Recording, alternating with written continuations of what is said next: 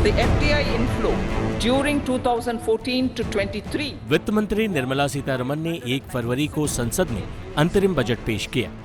यह मोदी सरकार के दूसरे कार्यकाल का आखिरी बजट था। निर्मला सीतारमण के बजट पेश करने के बाद देश भर में इस पर प्रतिक्रिया आई, लेकिन कांग्रेस सांसद डीके सुरेश के एक बयान पर बवाल बढ़ गया है। उन्होंने बजट पर अपनी प्रतिक्रिया देते हुए दक्षिण भारत के लिए अलग देश बनाने की बात कह डाली। दरअसल डीके सुरेश से बजट पर प्रतिक्रिया मांगी गई थी। उन्हें लगा कि केंद्र सरकार ने बजट में दक्षिण भारत के साथ अन्याय किया है। उन्होंने दावा किया कि जो फंड दक्षिण तक पहुंचना चाहिए था, उसे डाइवर्ट कर उत्तर भारत में बांटा जा रहा है।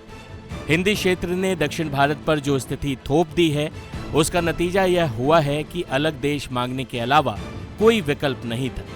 उनका यह बयान जैसे ही वायरल हुआ, इस पर बवाल मच गया। बीजेपी सांसद तेजस्वी सूर्या ने कहा कि कांग्रेस का इतिहास फूट डालो और राज करो का है। उनके सांसद डीके सुरेश फिर वही चाल चल रहे हैं, जो उत्तर और दक्षिण को बांटना चाहते हैं। वही बीजेपी ने संसद में भी इस मुद्दे को उठाया और इसे लेकर संसद में संग्राम मच गया। केंद्रीय मंत्री पीयूष गोयल ने आज राज्यसभा में डीके सुरेश के बयान पर उन्हें घेर लिया और उन्होंने कहा कि कर्नाटक के नेता का अलग देश की मांग करना कांग्रेस की विभाजनकारी सोच को उजागर करता है। कल एक वक्तव्य किया, we will be forced to demand a separate country.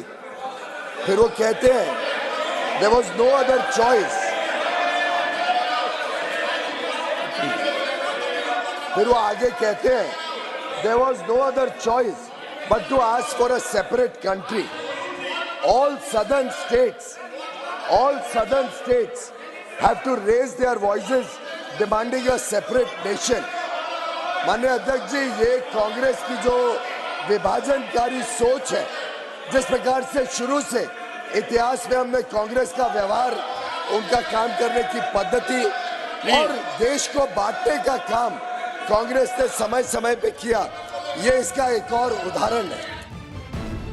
हालांकि कांग्रेस अध्यक्ष और राज्यसभा के नेता मल्लिकार्जुन खड़गे ने डीके सुरेश के बयान पर पार्टी का स्टैंड साफ किया है और कहा है कि कोई भी यदि देश को तोड़ने की बात करेगा तो हम उसे बर्दाश्त नहीं करेंगे। खड़गे ने क्या कहा, ये भी सुन लीजिए।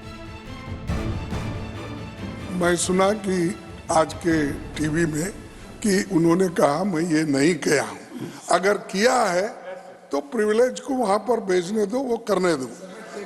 तीसरी बात बोलता हूं, अगर कोई भी देश को तोड़ने की बात किया, हम कभी सहन नहीं करेंगे, चाहे वो किसी पार्टी का हो, चाहे मेरे पार्टी का हो, चाहे उनके पार्टी का हो, चाहे और किसी के।